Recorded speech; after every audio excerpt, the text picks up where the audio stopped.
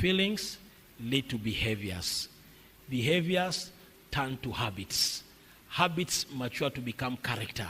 And from character, it becomes a personality.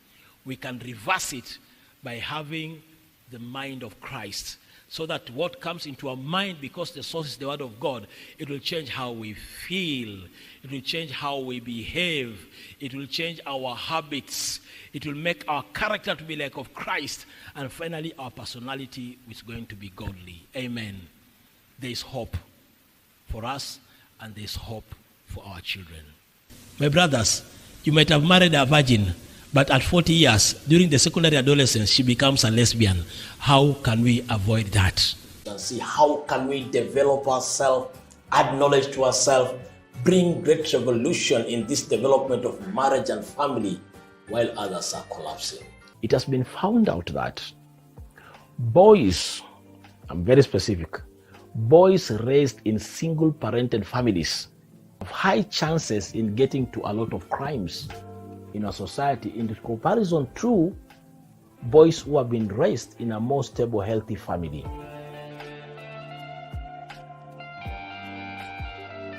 For men, love is commitment, it's not a feeling. And sex for men does not mean necessarily love. If I'm thirsty and I drink water, does it mean I love water? That's the mind of a man.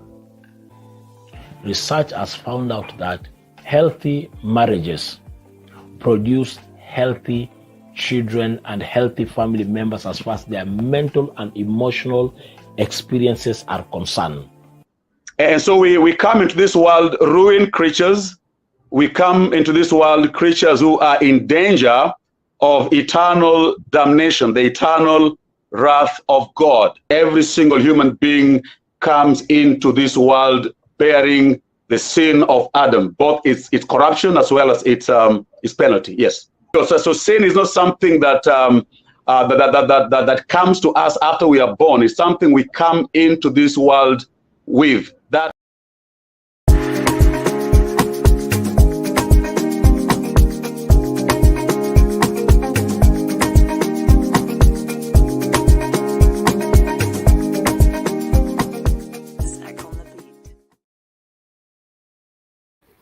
Yes, welcome once more this night as we have a special edition of Rebuilding Family Foundation. For all who have been following us, we are quite sorry today due to technical issues. We could not start on time, but still we are within our time framework so that something good we can share, we can learn, and we can help ourselves to grow as far as knowledge is concerned and as far as our life development is concerned. Welcome, this is Rebuilding Family Foundation coming all the way from Mombasa, Kenya, so that we can be able to learn, to grow, and much more than that, to add wisdom to ourselves. As I've been saying in other episodes from my great teacher of marriage and family, who defines marriage as a deliberate step to take a risk to live with a stranger with hope of a good future. Unfortunately, most of the time when people think about getting to marriage relationship, what drives them is the aspect of the 1% of the whole system and institution. My great teacher once told me that in marriage, 1% is food and sex, and 99% is what you think about your spouse. I repeat, he said that in marriage, 1% is food and sex, but 99% is what you think about your spouse.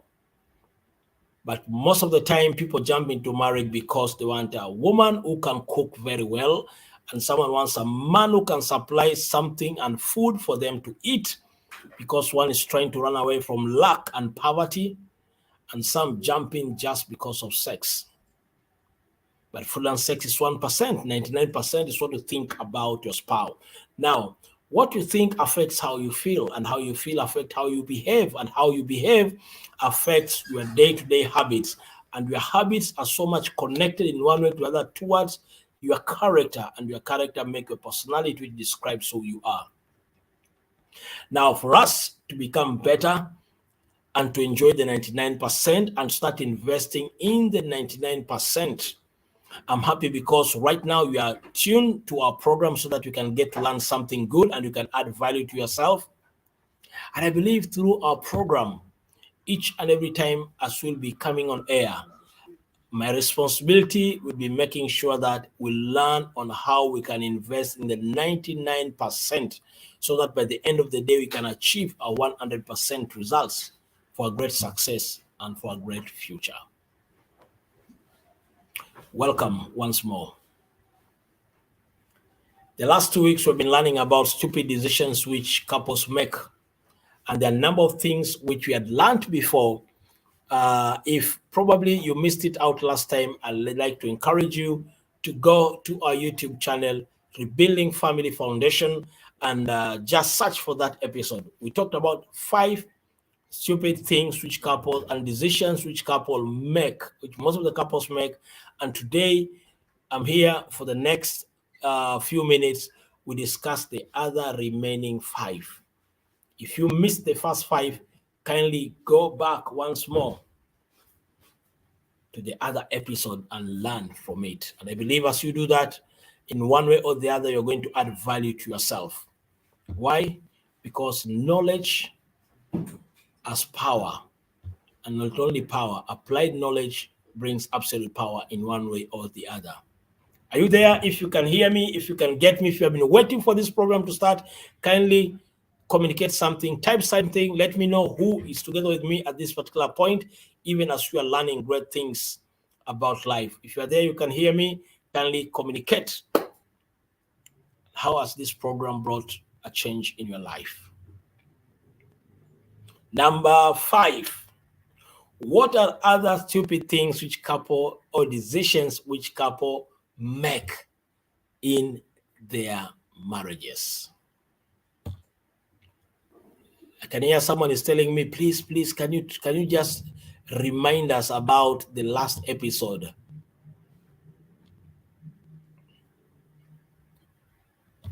Now,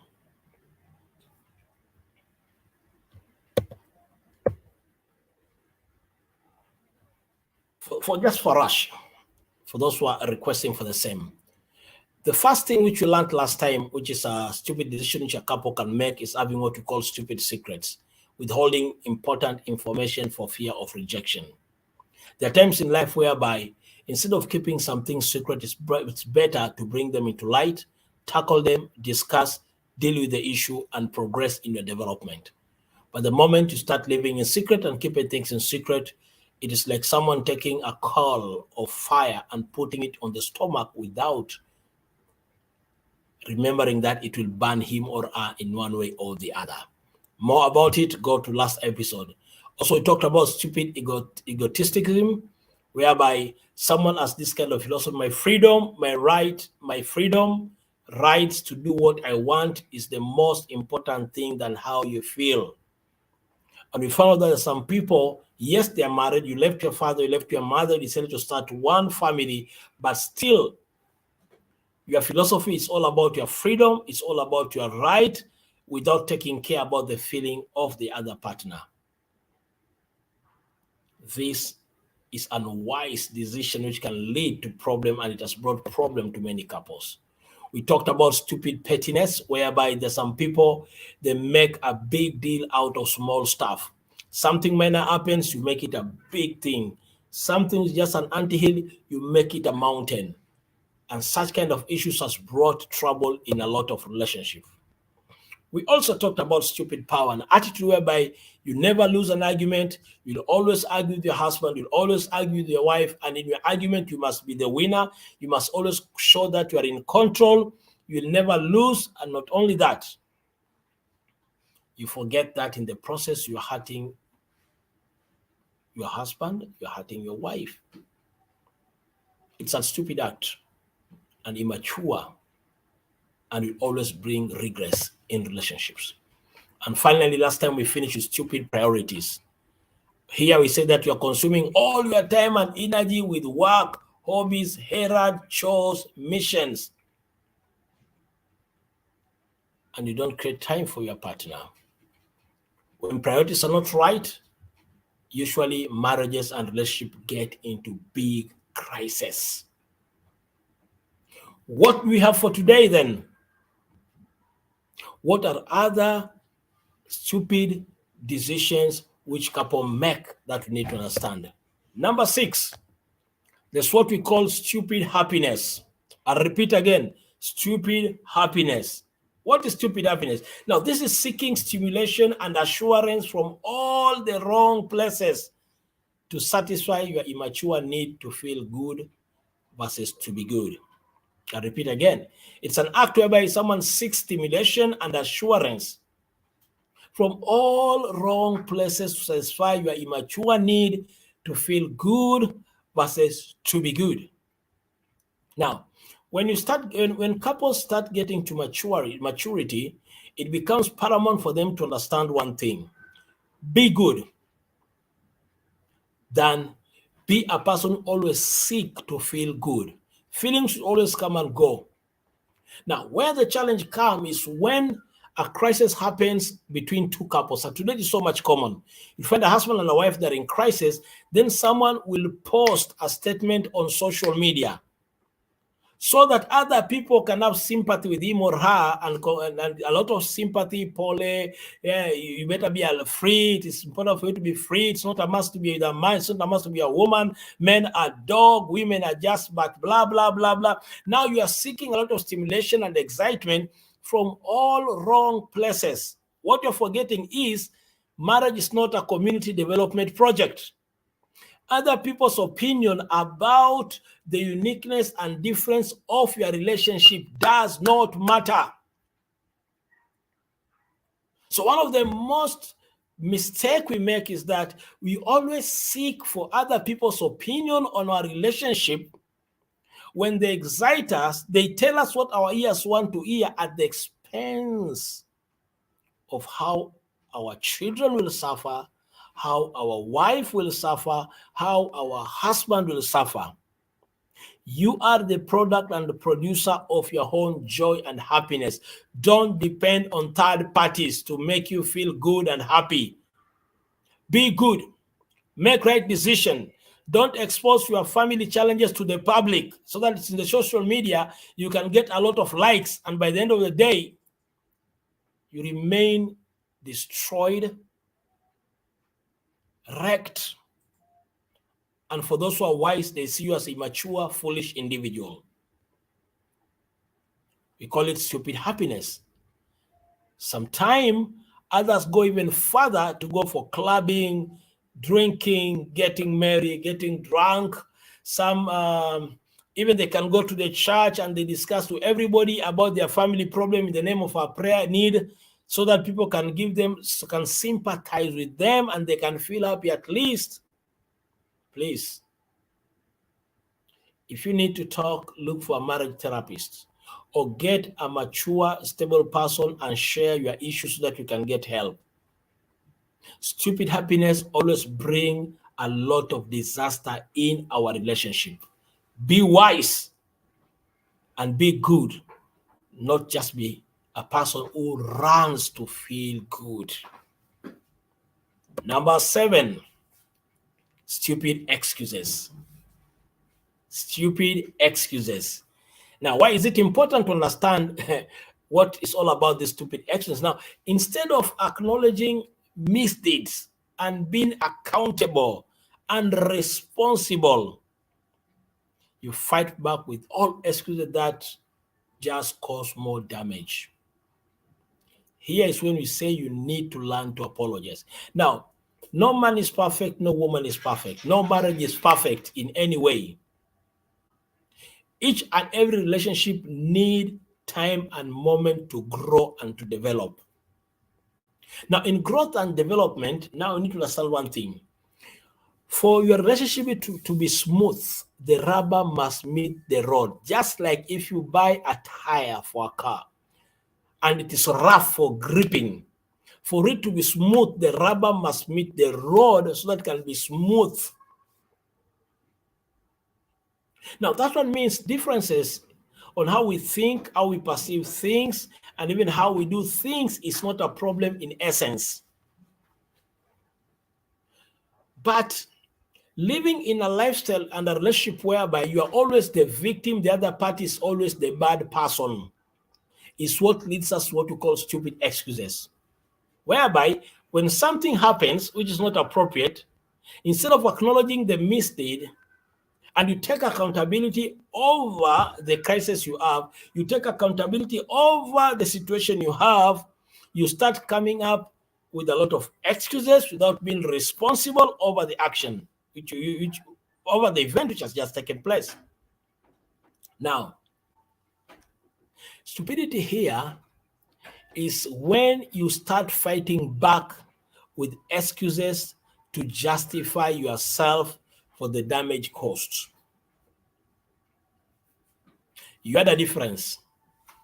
Instead of taking responsibility to share and discuss your differences, you rush to your mother-in-law, you rush to your father-in-law. You expose to your wife, you expose to your husband. Now, none of your people respect your husband and respect your wife. And now, after you have reconciled with each other and your spouse is trying to reach out to your people, there's a very big wall between them and him. And the worst part is this: you are not aware, neither are you ready to take responsibility and to acknowledge that rushing to share your differences at home with them is the cause of the difference and the crisis you have. Learning to take responsibility is important. And not only that, learning to take responsibility and also learning to apologize. In case you made a decision and it didn't work for your good, you need to learn to apologize. It's very important. But do you know something? To apologize is not always easy. It is not always easy. You must learn the art of apology. Very important. Why? Taking responsibility of your wrong choices in your relationship is a sign of maturity. Apologizing for your 1% contribution to your problem is a sign of maturity. But blaming someone for 99% of his problem without acknowledging your 1% of contribution of your problem, which you have at hand, it's an act of stupidity. And here is when you need to learn to apologize. Do you know something? If today you get a man or a woman who knows how to apologize, it's either, for the women, it's either because of religious godly value system, or she was brought up well with the right value system.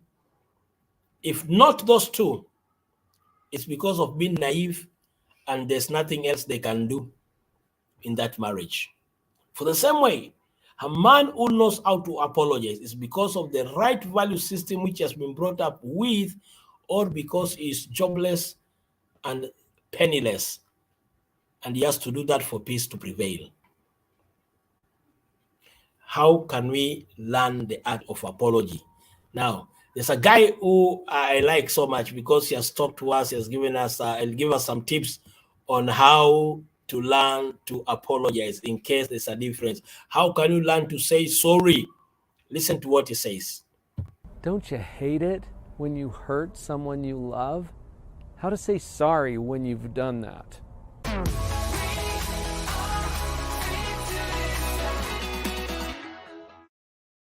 This is one of those things that's not if, it's when. Because we're all going to do it. In fact, Bishop Desmond Tutu wrote a book about forgiveness. And he said, we are all broken. And from that brokenness, we hurt each other. And then he set up forgiveness as the healing path that we can take once it's happened. So it's going to happen, and you've probably noticed it. And probably you're dealing with something right now where just because of some brain cramp that got in your way and had you do something that hurt someone that you love. You know what? I hate this. Personally, I love my wife so much. And I'm constantly doing stupid, brain-dead kinds of things that have her feeling hurt. I don't want to do it. You can probably relate, right? We don't want to hurt them, but we do. So acknowledging that, what can we do to make an appropriate apology, to say that we're sorry, to convey that in a way that really is meaningful? Do you remember when you're a little kid and you did something that hurt someone and your mom said, "What do you say?" And you're like, "I'm sorry, gosh." Right? How does that come across? Yeah, that's not it. So 5 tips for you. And the first one is be sincere. Okay, I know that you are, because you're trying to find out a way to solve this. Be sincere. That superficial, I just need to meet the requirement kind of approach is not going to fly. Okay, and that usually makes it worse. So it has to come from the most sincere place in your own heart and mind, that you really care about this issue and you want to make it right.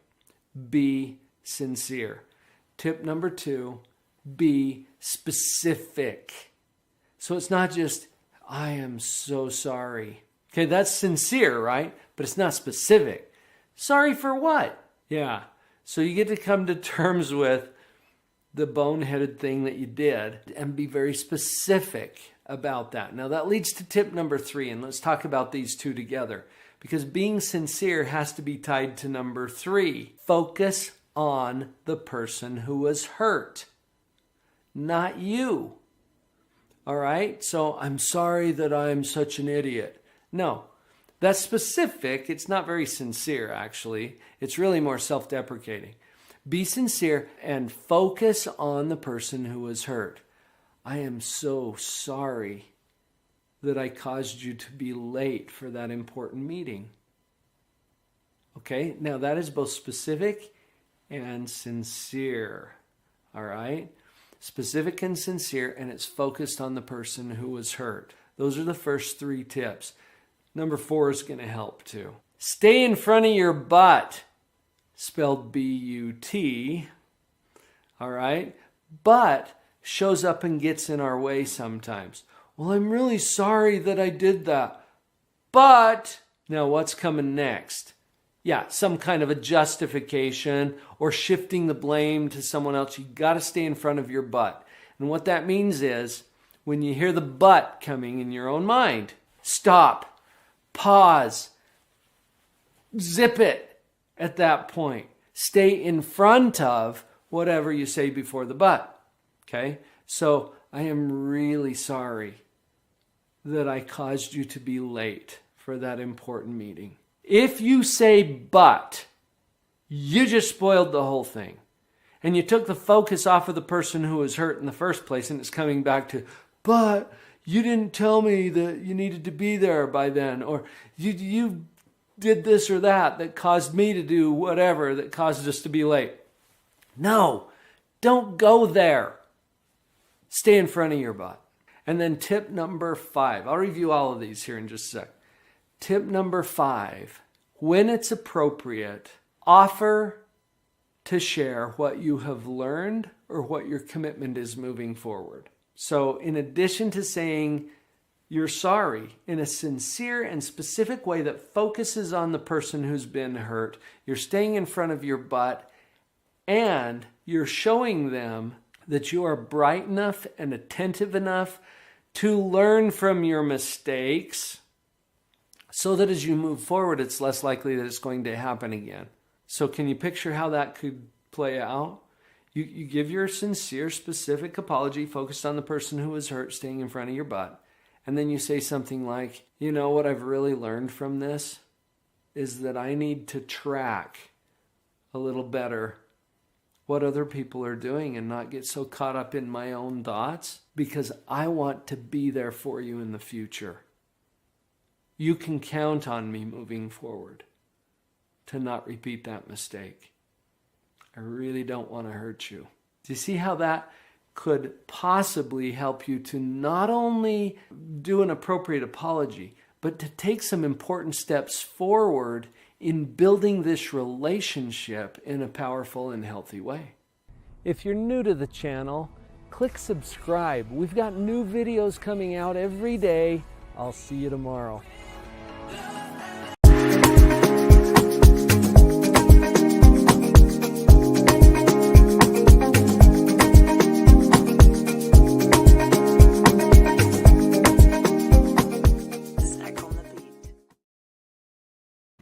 Oh, yes, yes, yes. That's really great, really nice, really informative. Be honest, sincere, specific, stay in front of the word but lakini, and finally share what you have learned. Now, this is a very important concept, which once you understand it will help. You know, in the African context, if today you walk and instead, in case you stumble on a rock or a stone, ujikwae, as we call it in Swahili, what will a typical African say? This stone has just knocked my leg. We blame the stone, yet the stone has been there all through.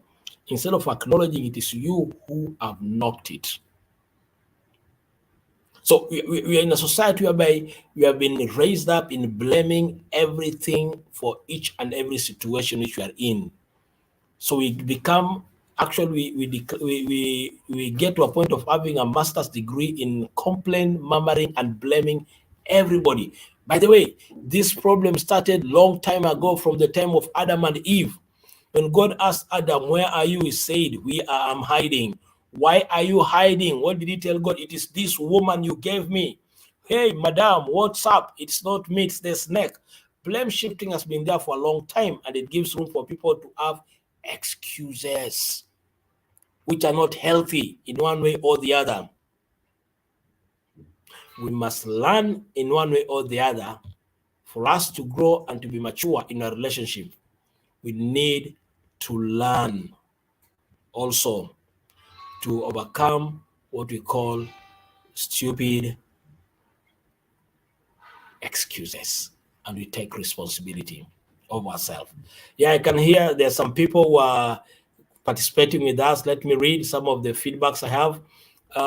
Let's see. From Wahome Gitonga, he says, tuned, I'm late, but we'll watch. Yes, don't worry. I also started late today. We are on the same page with you. Thank you, Mr. Wahome. Again, Wahome says, number 6, some of pastors and churches are problems to the current marriages. It can be possible. Not every pastor is gifted or trained to handle issues like marriage and relationships. And that becomes extremely important. You can have a pastor who is a very good preacher, but the skills to reconcile people and to address the issue of marriages, either they have not trained in it or they're not skilled in it. So where they are strong, enjoy all the benefit. Where they're not good and trained well, take advantage of others who are equipped in that area, and that will help you very much. Thank you. That was from Mahome. He was talking about that. Then again, Mahome says that another issue is holier than thou attitude. Yeah, it is possible. If you have holier than thou attitude, you'll always be seeing the other person as a sinner, wicked individual, even though you chose by yourself to become husband and wife. There's an attitude which Jesus was always condemning and which the Pharisees had most of the time. Home continues to say, number 7 is very true. Thank you very much.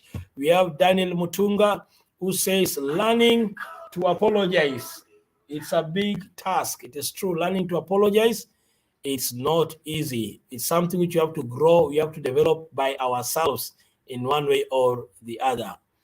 Then let's hear again.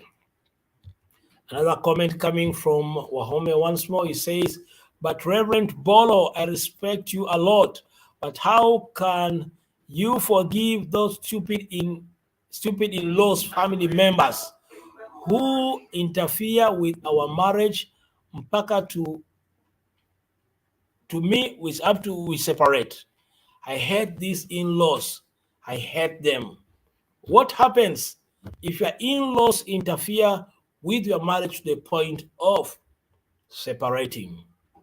First, separate yourself from the state of separation. Separate yourself from you, your wife, your people. Don't allow third-party opinion to consume you to the point whereby forgiveness become an issue. Now, why is it important? Now, when someone offends you and you don't learn to forgive, it's like taking poison by yourself and expecting your enemy to die. It will never work. No wonder the scripture says that when you are angry in your anger, do not let the sun go down while you are still in anger. Why do you think that instruction was given in the scriptures? Psychologists have found out that once you get offended and you're angry, and you take your anger in more than 24 hours, what happens is this: the chemicals released in your system because of your anger, which goes more than 24 hours, reduce your 5 years of existence. I'll repeat again. Psychologists have found out that when you are angry and your anger goes beyond 24 hours, the chemicals released in your system because of your anger at that point and unforgiveness reduce your 5 years of existence. Meaning that when your in-laws or anybody else offends you, the best thing you need to do first, guard your heart against everything from bitterness, anger, and unforgiveness. Stand on your ground, on your side. Acknowledge the role you have played in that particular problem. Let others, from where they are, with their opinion, stay with it so that you guard yourself against everything. Yes, you have Betty Sirengo who says, true. Thank you, Betty Sirengo, all the way from Eldoret. I really appreciate your participation this particular point and time. Very encouraging, so nice, and so good at the same time. What else? Number 8. Stupid liaison. Stupid liaisons.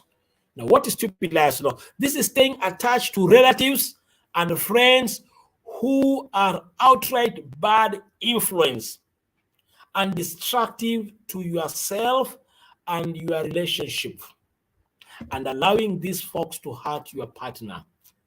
That's what called stupid liaison. Staying attached to relatives and friends who are outright bad influence. It is good we have a relationship.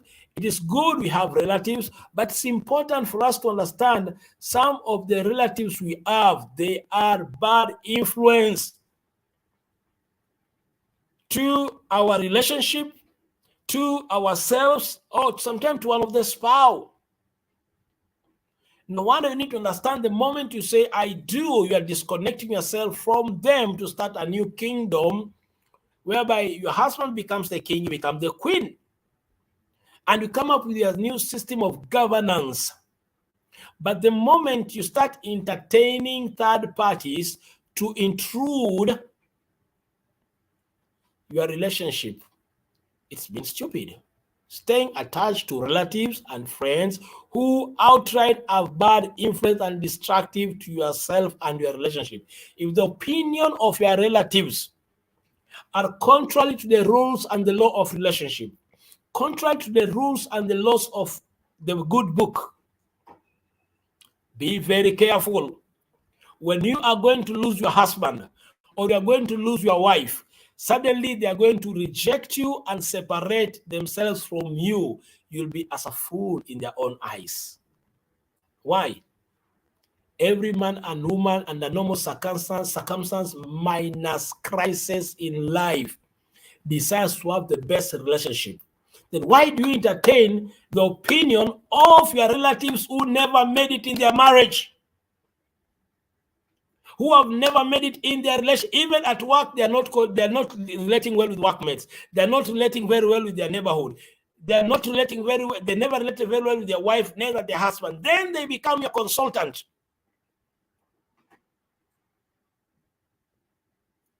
You don't need a prophet to know that you will fail.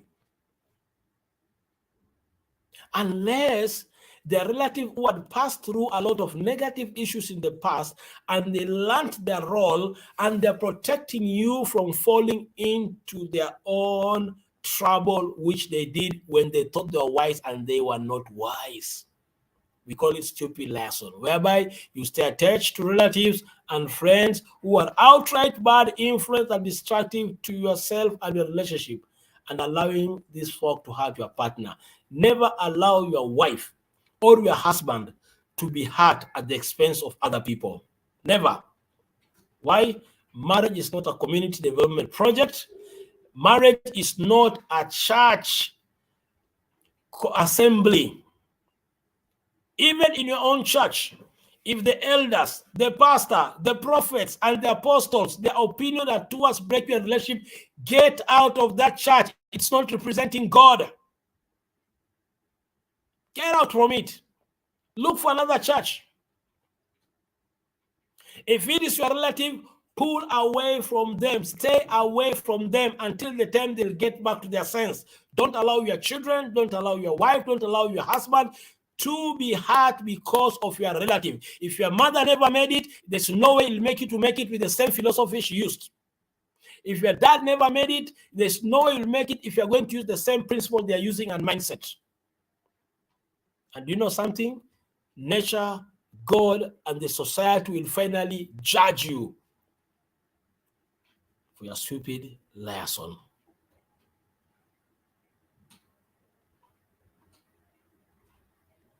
I think it has gotten to you well. Number 9, stupid mismatch. Stupid mismatch.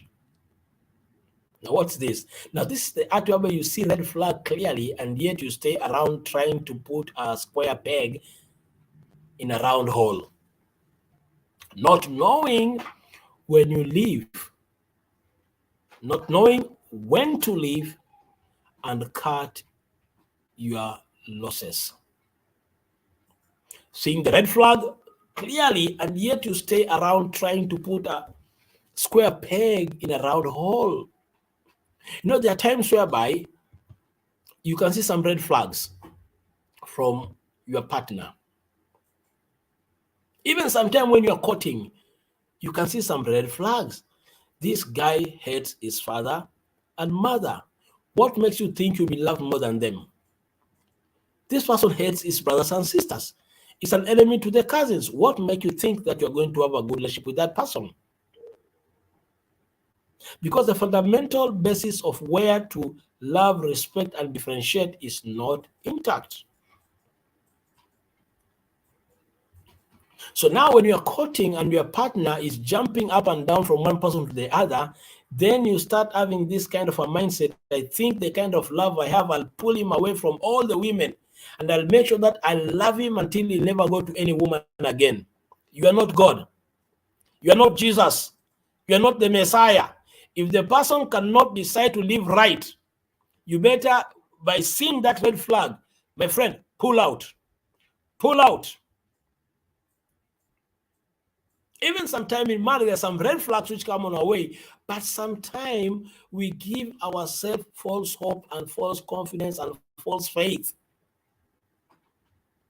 And that's why sometimes in marriage, we need, when counseling starts taking place, when a process of reconciliation starts taking place, and one partner is not willing to change, it's healthy to have a time of separation so that each person can sit down, think, and know their role in the current crisis they are in.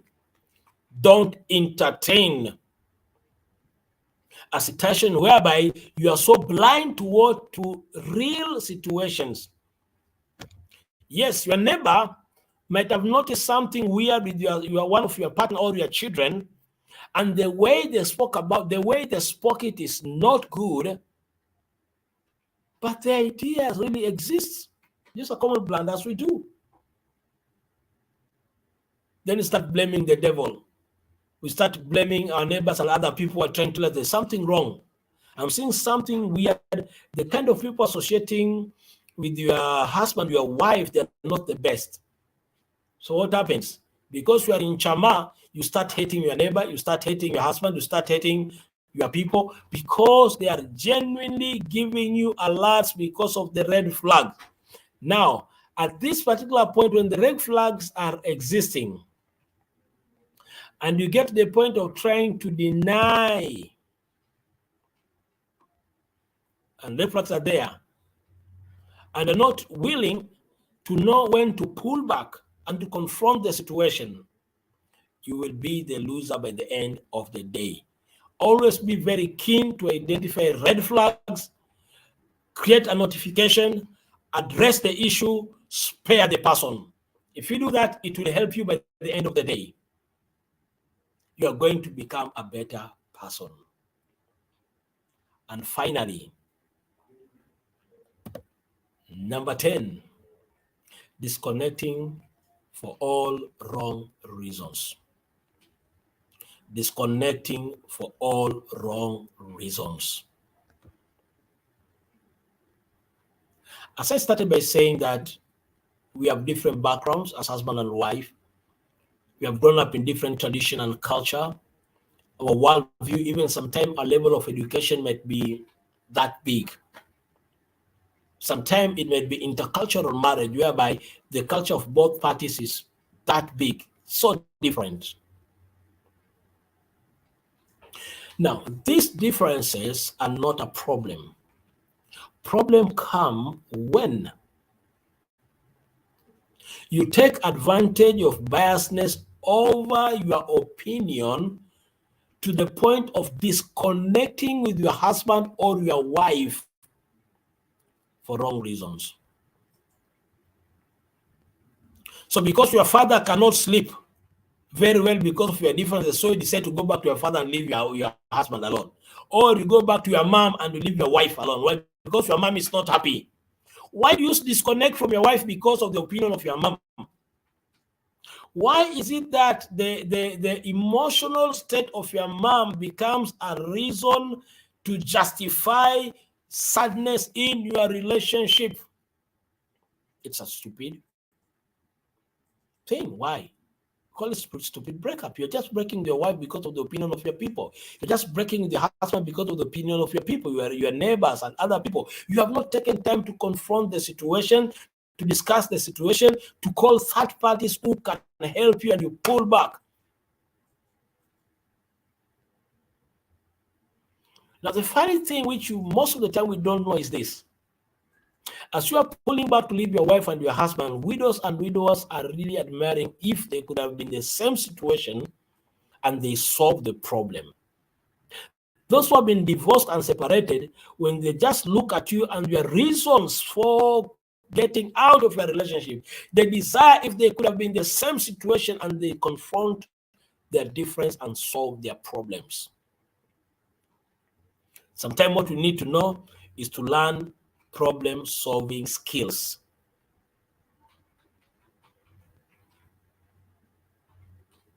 Than to disconnect and to break up because of the post which you saw on Facebook, on Twitter, on other social media platforms. What will people think about me? Don't care. What you think about your wife, what you think about your husband, what you think about your family is the most important thing that other people thought about your relationship. Even if something wrong happened, please don't allow other people's opinion to interfere with your relationship. It's divine, it's unique, it is good. Work on it, solve the problem, progress, come up with the goals and purpose for your life. Don't allow yourself to be consumed by other people's opinion. Should I blame myself? Should I blame you? Absolutely not. But if you don't take any action from today to learn more and to become better, you are there to blame. I understand marriage is the only institution in our society whereby we get in with ignorance, except feelings for sex and someone to protect you. And when these things happen, it's an evidence of the consequence of our ignorance, regardless of high expectations we have for our tomorrow. And that's why Rebuilding Family Foundation every Friday comes on air so that you can add value to yourself. By the way, if you go to our Facebook, our YouTube page, Rebuilding Family Foundation, there are a lot of recorded topics about marriage and relationship. Please get in, subscribe, learn, add knowledge to yourself. By design, my passion, if only one family will be saved, if one family will be reconciled, if one family will be reunited through Rebuilding Family Foundation, I'll be happy because a family is being built through our program. Once more, remember, nobody is perfect, no marriage is perfect, but you have the principles of God which can perfect you day after day. But are you willing to learn? Soon we are going to have a training on parenting. Make sure you don't miss it. It will be cheap, affordable, but very empowering. So don't miss this program until the time you hear me talking about the parenting class. Make sure that you'll be among those who are going to join the parenting class and learn on how you can be an effective parent, how you can become an effective husband, an effective wife. We need to learn. If you think what I'm talking about is making a lot of sense, and it's one way or the other is giving you some insight, kindly post something and recommend. Let me get back to listen to these other great people. Michael Mwengi says, Asante Reverend. Welcome, Michael. I really appreciate you for attending this forum. Yes, Ome Gitonga once more says, Reverend Bolo, you are a great man. Thank you very much. I appreciate for your compliment and also for you attending and showing up to add value to yourself. He answered by saying, yes, number 8. This is the point with our issues, the in-laws. In-laws can be the best relative and the best friends, but if nothing good is done, they can be the worst enemies and the worst people. But that's not what God intends. We need to be the best for our own self.